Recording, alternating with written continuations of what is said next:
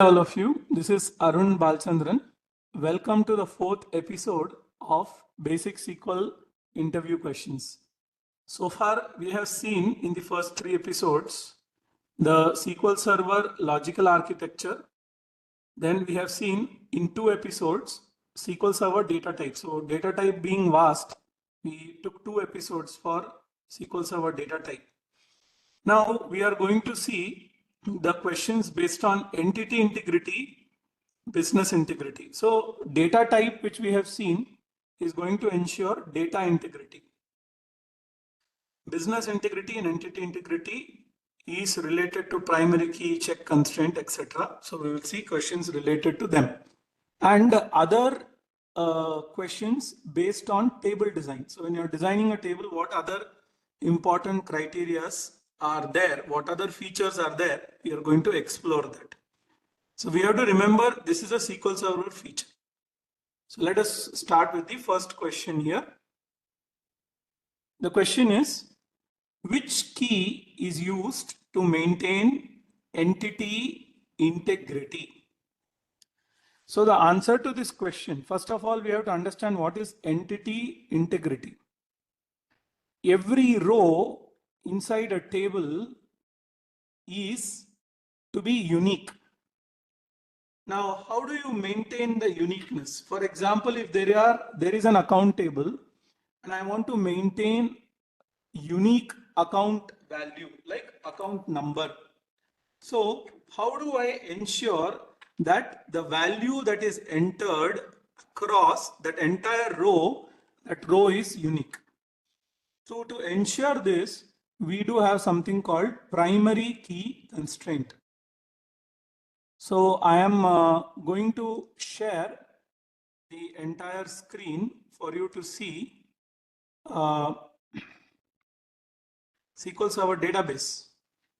So here, if you notice, we have a bank database and we have an account table. So in the account table, if I go to the properties here, whenever I am, go to the design, you can see that we have account ID and I want this account ID to be unique. That means there should be unique row. Every account is considered different. It is not just the value in the account ID. The entire row is considered unique. This is called entity integrity. So how does this help and how do we do it? So I have the account ID. I right click the account ID. You can see there is an option for me to set it as a primary key or remove as primary key. We can either have one column as primary key or have the combination. Here we are having one column account ID as a primary key. What is the benefit after setting it as a primary key? First, it is used for retrieving the data. When you are editing the data, what is the advantage I have? I have account ID 1. Suppose I try entering account ID 1 again and give different values.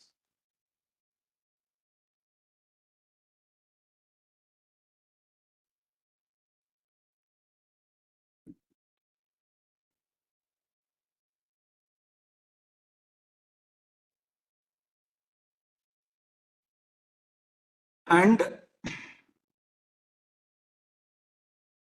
I give some number. This I think so is a sequence number. So we'll forget this number. So account status is operative. And then I have status here also. So operative. So 2 and some balance is there. And I press enter. So you can see here, it says duplicate key value 1. So this one value is duplicate. So what is the purpose of having a primary key? This is the purpose. You cannot enter another account with the same account number. So this is the purpose. So this is called primary key. So which key is used to maintain entity integrity? The answer is primary key is used to maintain the entity integrity. Primary key is for the entire row. It is not just for one value. Then comes the next question. Which key is used to just maintain the uniqueness of data? So I may have other data which is unique, like you have account number. So account number is unique, no doubt about it. Then if I say customer ID may be unique. But there may be other data which has to be unique, like phone number. If I go and go to the bank and I have the customer here. So I have a column called customer ID. And customer ID, I am CID. I'm going to mark it as primary key. So it will be unique. And you can see I have both approval and customer ID as unique key. So I have composite unique key. It is possible to have, primary key, composite primary key. So I have marked customer ID as primary key and approval as primary key. They are both primary keys. It's not two primary keys. It is two column primary key, only one primary key, but both the columns. Now I am going to use this phone number. Phone number is there. I want the phone number to be unique. Now I can't put a primary key. If I put a primary key, all the three will come into. I just want to ensure uniqueness. So here I have an option to set index or keys. And in the index or keys, I will add, and I will call this, the name of this as phone number. So that what is the purpose of this unique key? The phone number need not be entered. It's not mandatory. So it can be null.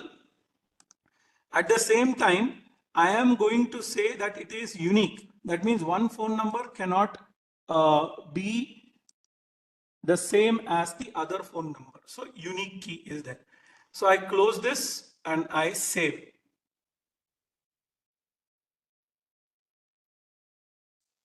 So there must be some data which I already have. Let me just check that. So there must be some data where it is not unique or there is a difference. Let me just check once again.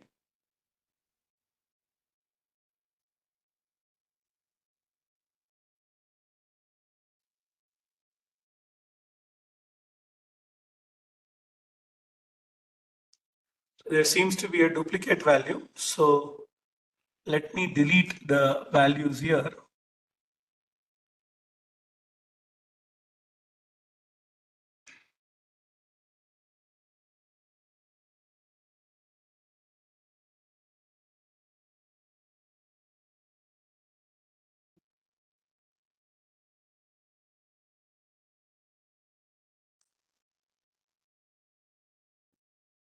So let me create another column that's easier.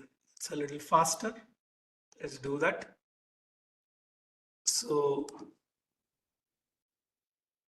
design. So let me create a column called mobile number. And let's put it as character 10. So this is character 10 and it is mobile number. And then I create a unique key. So now I'm going to create a unique key. I'm going to add and I'm going to say, I'm going to remove this unique key, phone number, it's not working. So I'm going to add for this. So the column is mobile number. And I'm going to name it as mobile number. So initially also, I think the problem was that, and I say it should be unique and it should be a unique key. So unique key ensures uniqueness of value.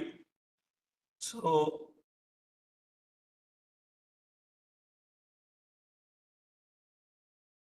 file number we have not entered at all. So one unique value it should have. Okay. So let me enter some mobile numbers.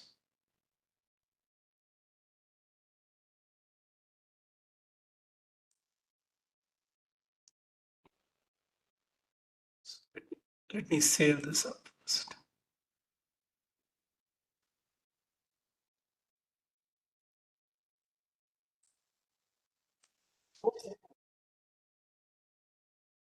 Okay, I'm taking another route.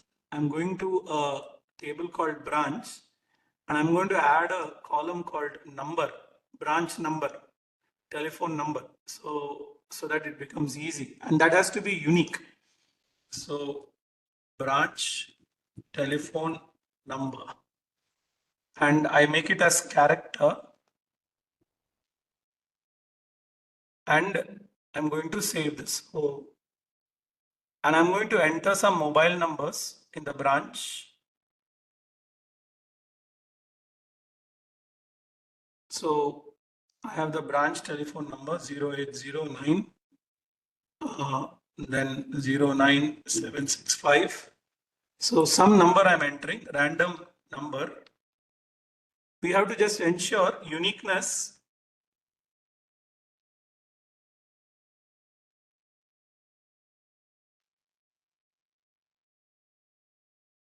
And in unique, we have an option. When we talk about unique keys, the number of nulls, you can have one null value.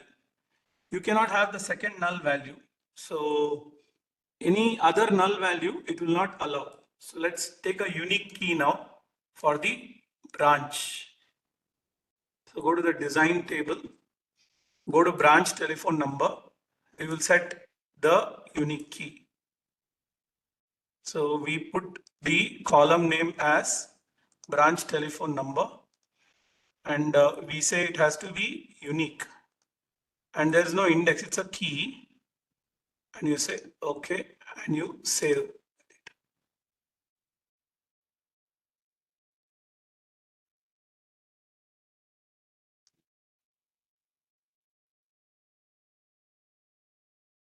789.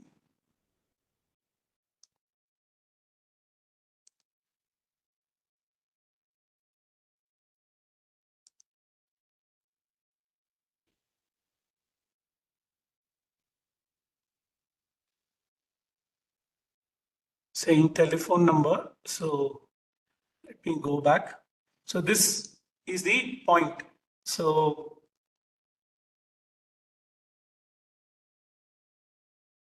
yeah, 789.2 is coming. So let us make it a 799. I hope there's no other shift in the number. You can see it will not allow me to create unique values. This itself shows the value has to be unique. So going back, going to index and keys, telephone number. Now I try to save the design. So now it should save. So you can see here. So I have the branch. The difference between the two, unique key and primary key, you can see the branch ID is a primary key. It will ensure that one branch should be the same as should not be same as the other branch, all the information. The telephone number, this is only a unique key. So it will ensure unique telephone numbers. So here this difference is there, primary key and unique key. Unique key can have null values. So let's try that out. Suppose I go here, go to edit. Suppose one of the places I don't have a number, so I just put null. You can see you can have a null value. But suppose I have two nulls, it will not allow. So the problem with or the unique key, the limitation is it will allow only one null value. But the point is it's ensuring uniqueness of the values in that particular column. So to answer your question, which is the second question, if you resume the slideshow, which key is used just to maintain the uniqueness of the data? It is unique key. Remember, unique key can have only one null value, not many null values. Then how do we introduce business rules in the table? Now, for example, what do we mean by business rules? So we have some business rules. So let us look at those business rules quickly. Like for example, I have a table where I am inserting the transaction that is happening in the bank. Now, look at the table first. In this table, I have the transaction, the date of transaction, what type of transaction, like I am crediting, I am depositing check, I am withdrawing cash. I am withdrawing, depositing cash. So different types of transactions. Now, all these types of transactions, if you see, will have information. I want to figure out that only if, for example, there is CHD. You can see here CHD. So the transaction is check deposit. Only then I should have the check number and the check date. So check date also should not be null. Check number also should not be null. Check date means the validity date, and the check validity, all check related information. So this is one example. Before that, we'll go for a simpler example that whenever I withdraw the money or whenever I put the transaction type should be of the following values. What are the following values? It should be either CD, CW or CHD. So I have this information. So how do I do that? I go to designing a table. You can see there is transaction type. This is the column. So I want to only have three types of transactions: cash withdrawal CW, check deposit CHD, and cash deposit CD. So how do we do that? We do that using check constraint. You can see a check constraint. Now you have transaction type values. So you can see you can add a new constraint, and in that constraint you can add some expression. This is how you can check the business rule. What is the business rule here? The transaction type should either be cash withdrawal or should be cash deposit or should be check deposit. So if I add some other value, it will not allow. Now you may ask, there are certain values that I have added before. Will it work for that? It will work for that also, provided you have mentioned. For example, let us first look at existing data and then we will look at new old data. So rather, we'll first look at the new data that is going to be entered. So let's look at edit. So I'm going to edit. So here I have inserted some transaction with cash withdrawal. But instead of cash withdrawal, I'm going to say CDE. Such a type should not be allowed. So when I click on it, you can see it says that the statement conflicted with check constraint transaction type. So the transaction type should be only CW, CD, CW, CHD, and that's all. So it has to be whatever is limited. I think it is CW or CD. CW.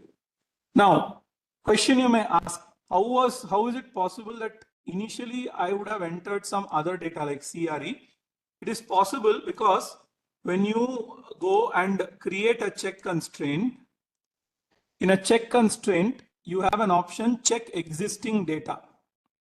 So there will be some existing data. You want to check whether this rule is applicable to the existing data. If the answer is yes, you have to say yes. But I have put no. So therefore, it does not check the existing data for constraints. So this is called check constraint. Check constraint is very simple for business rules. They are simple business rules. And you can see they are expressions very clearly. You can see that they are all expressions. All of them. So I have, for example, there's something called check ATM. What is check ATM? I am checking that if it is ATM, I should allow only cash deposit or cash withdrawal. If it is check deposit, it should not allow ATM. So ATM does not take check deposit. So likewise, I have made certain expressions for the business rules. So therefore the question, how do we introduce business rules in a table using check constraint mechanism? Which feature of SQL Server can be used for generating key values? So here we are going to just show this feature is called identity. Suppose, for example, here I have not used identity, but in general, you have an option for every column. You have something called identity specification.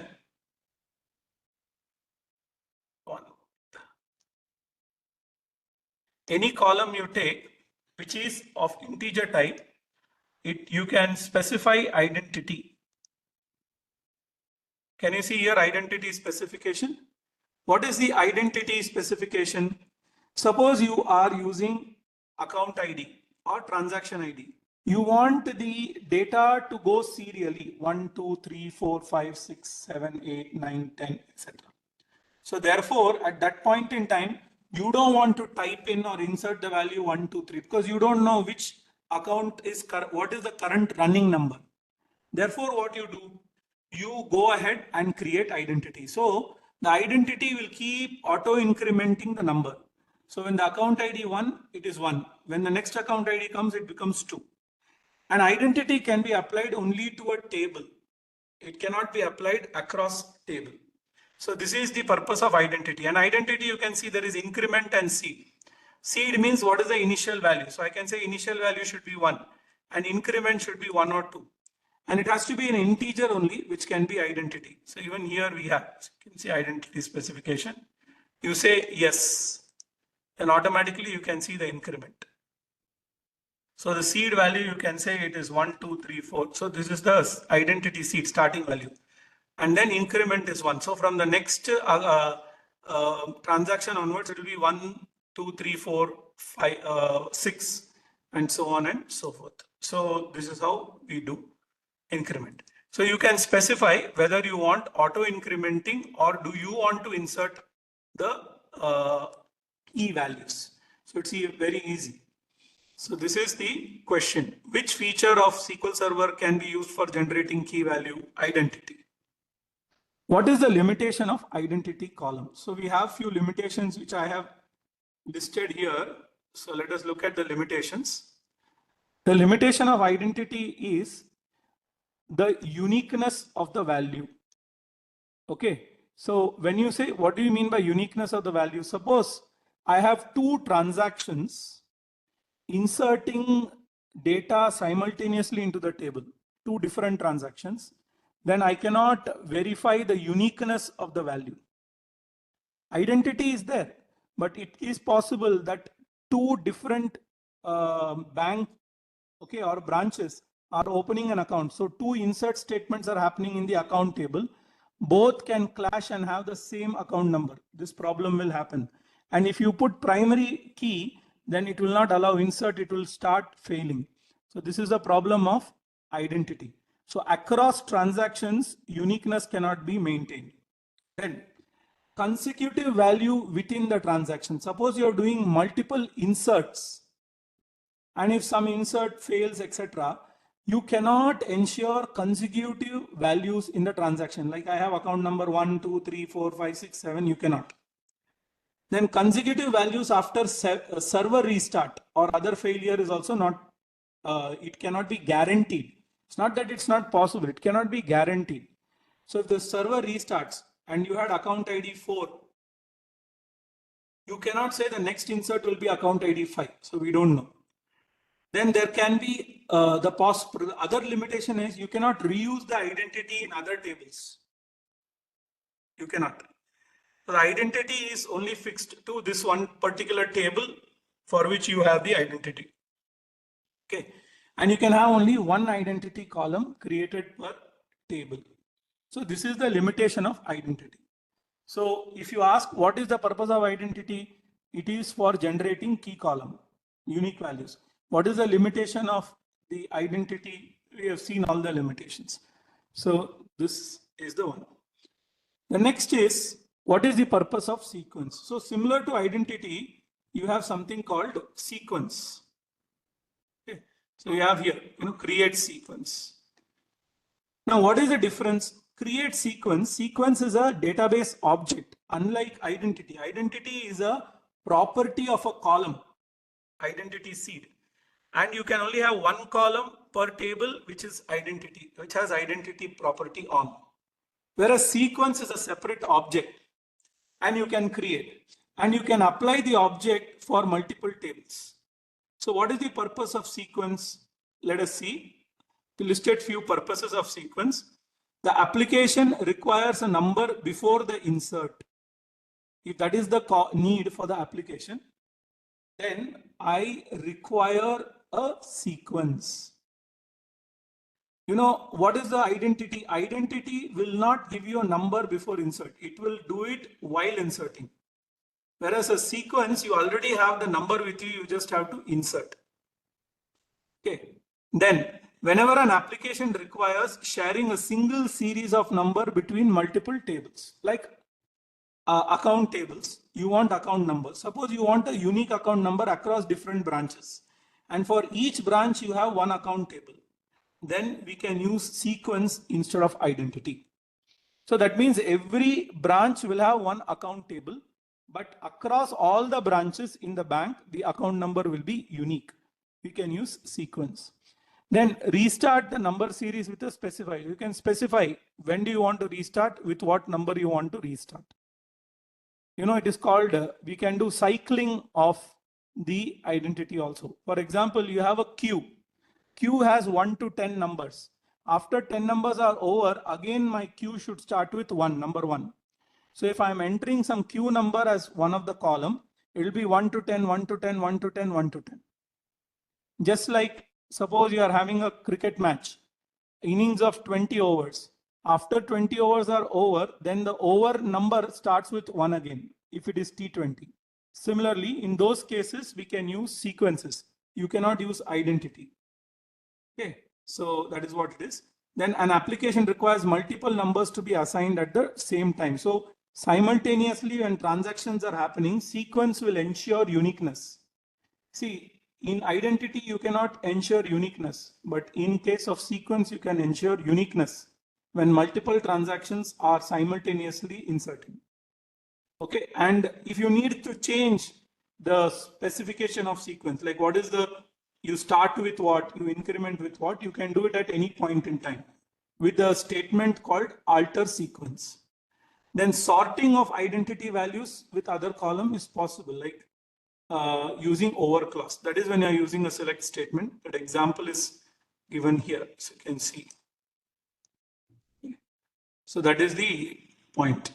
So sequence and identity, both of them are for the purpose of generating key value without me intervening. But this is the difference between sequence and identity. We'll see that explicitly. What is the difference between sequence and identity? These are the differences. First difference is identity is tied to a particular table. Sequence is defined by the user and can be shared by multiple tables. First difference. Second difference, to generate next identity value, a new row has to be inserted into a table, whereas you can generate a sequence object without inserting a row. The value for identity property cannot be reset to its initial value, whereas for sequence you can. Then maximum value cannot be set for identity property, whereas maximum value can be set for sequence object. So these are few of the advantages you have of sequence over identity. So whenever only one column you want some changes, identity, otherwise you use sequence. So this is the 7th question. Now let's go to the next question. How do we ensure referential integrity? Now, for ensuring referential integrity, we use primary key and foreign key. So here, if you talk about referential integrity, you can see in here, you have transactions that are happening for an account. So account is a primary key where in the account table. So if you look at the account table, account ID is a primary key.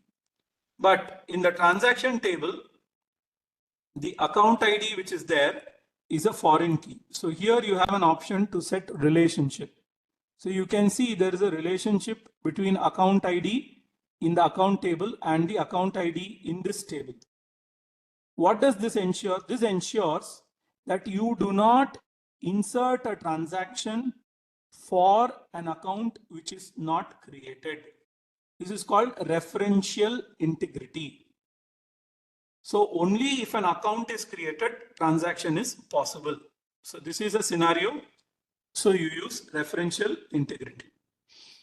So how do we ensure referential integrity in SQL Server? Sorry, it's the same question. Then the next question, how do we ensure default values for the columns? So this is quite different. So one default value can be ensured always for any of the column. Like for example, ATM is there. It is a bit whether the transaction I do is in the ATM or not. So you can see there is an option called default value or binding. So you have default value or binding property, which ensures if I don't insert any value, because allow null is possible, default value gets inserted. Similarly, transaction type. So in any of the columns, suppose I forget to insert the value, it will insert the default value. Okay. Then you also have an option of sparse column. So you can make a column sparse. So there are other options that are available. We'll go through the questions. So how do we ensure default values for the column using default property of the column? How do we ensure non-null values in the column? So this is easy. We have the option called allow nulls. So if allow nulls is checked, that means you will allow null value. If allow nulls are not checked, then you will not allow null values. Can we persist calculated columns in SQL Server? So there are two things here we have to understand. You can create calculated column in SQL Server. So we have some examples here in AdventureWorks. So you have AdventureWorks and you have a table called sales order where you are entering sales data and the final sales amount is a calculated data. You can see here, and the calculated data is given in by this. So you can see there's a calculator besides the column.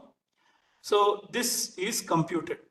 So such computed columns can be created in SQL Server. That is the first answer. So that's called calculated column or computed column. And how do we create this calculated column using computed column? If you go to design table, so you can see the column which is called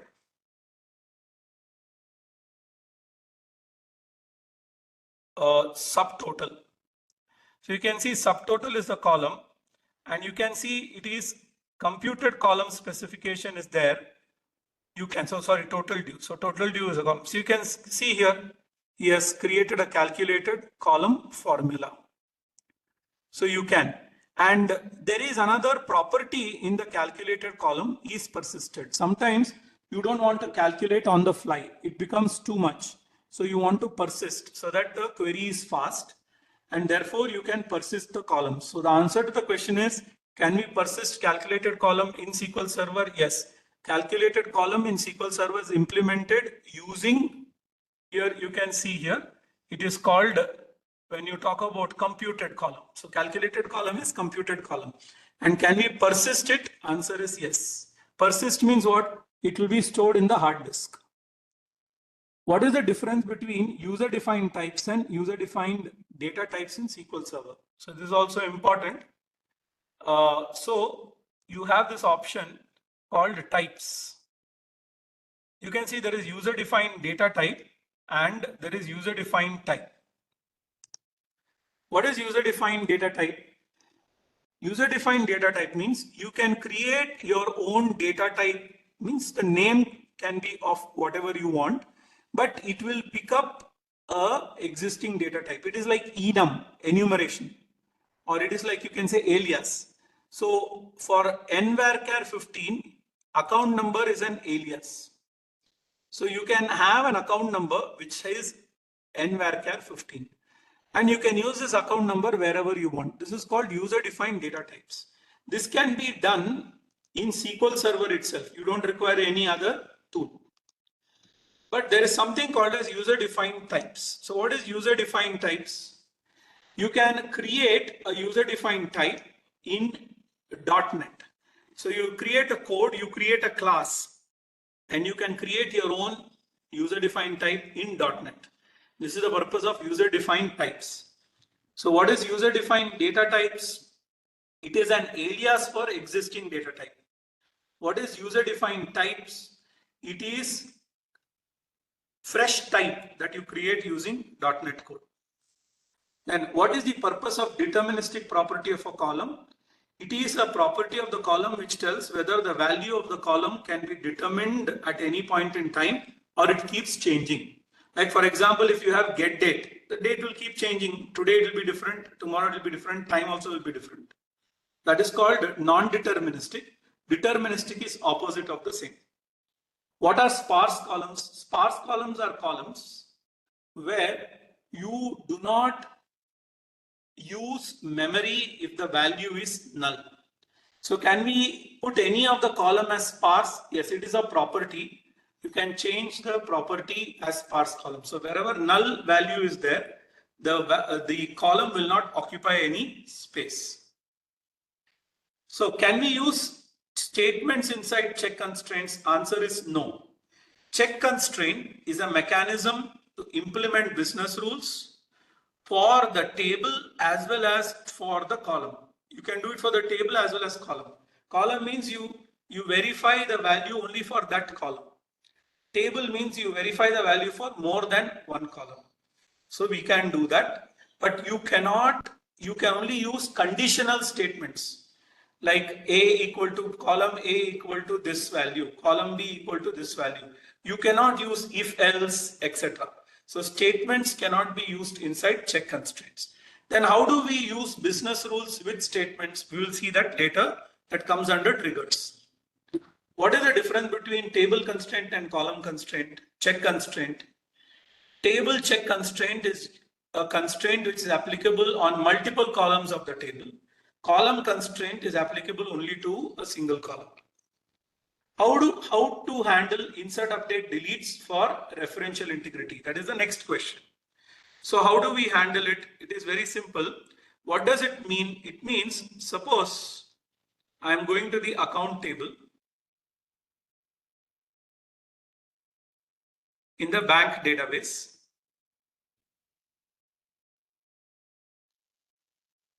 Suppose I delete an account from the account table. Then if I have transaction in the transaction table for that account, what should happen? That is what is meant by how referential integrity deals with insert, update, delete. So suppose I delete an account, or suppose I make 15 as 20, update the account, right? Insert is no problem, delete and update. How do I handle?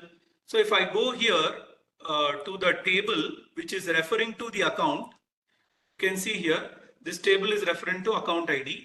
So if I go to the relationship, you have this relationship through foreign key we have seen. Here there is an option called insert and update specification. That means when I delete, what should I do? That means if account ID gets deleted in the account table, what should I do? There is an option for cascade. Cascade means what? When the account gets deleted in the account table, all the corresponding transaction will get deleted. This is called cascade action. Then you have null. Null means what? Suppose the account gets deleted. Then you set the null value for account ID in the transaction table. This is called null, set null. Then set default. So you can give some default value and the default value will be set. Right now we put no action. The same for delete rule, update rule also the same. You have cascade update, you have null and you have default. So this is called cascade delete, cascade update rule of foreign key, which is implementing the referential integrity.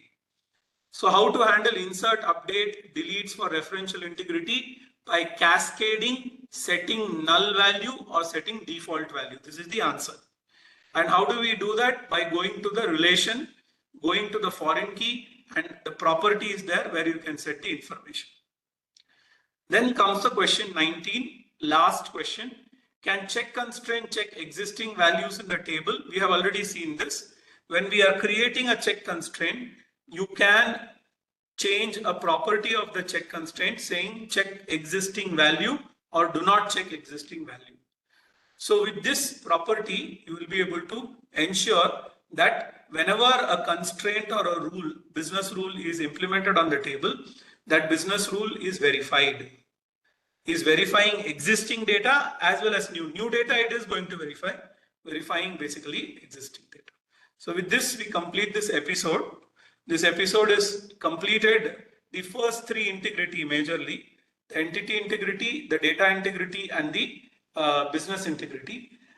Next, we will start with certain database fundamentals in terms of create, etc., using the TSQL language. So that is the next episode. Wait for the next episode. Thank you.